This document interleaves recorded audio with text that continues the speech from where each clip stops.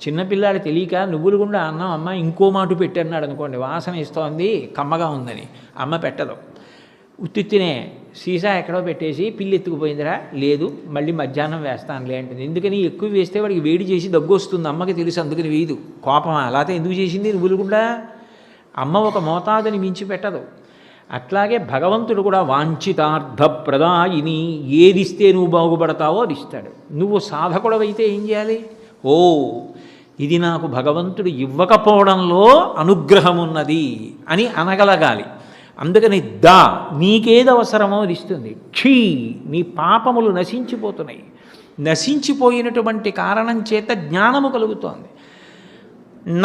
నా చివర సున్నా, పూర్ణత్వం, మోక్షం, విడుదల, జనన మరణ చక్రం నుంచి అది ఎవరివ్వాలి?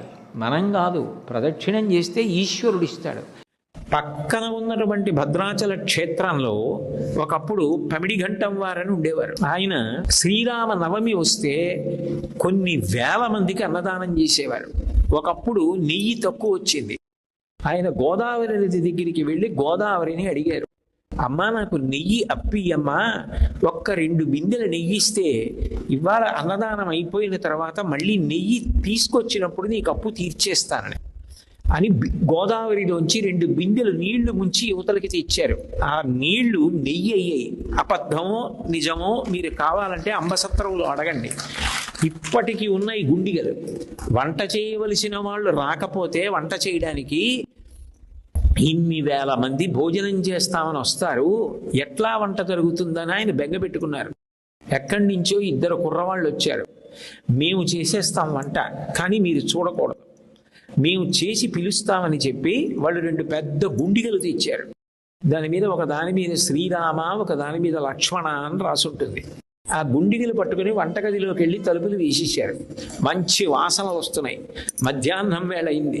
భక్తులందరూ భోజనానికి కూర్చునే వేళ. వాళ్ళు చెమట పట్టి లోపల నుంచి బయటికి వచ్చి, అయ్యగారు వంట అయిపోయింది అంటే భోజనం చేసి మీరు తగిన రుసుము తీసుకుని వెళ్ళండి అన్నాడు ఆయన. అంటే వాళ్ళు అన్నారు, ఒక్కసారి వెళ్ళి గోదావరిలో స్నానం చేసి వచ్చి అన్నం తింటామన్నారు అని. వాళ్ళిద్దరూ గోదావరిలో స్నానం చేయడానికి వెళ్ళి ఇక తిరిగి రాలేదు. ఆయన ఆశ్చర్యపోయాడు. వాళ్ళు తెచ్చిన గుండిగలు ఉండిపోయి, ఆ గుండిగల మీద శ్రీరామ లక్ష్మణ అని పేర్లు ఉన్నాయి. అప్పుడు ఆయనకు అర్థమైంది, నన్ను అనుగ్రహించడానికి రామలక్ష్మణులు వచ్చి వంట చేశారని.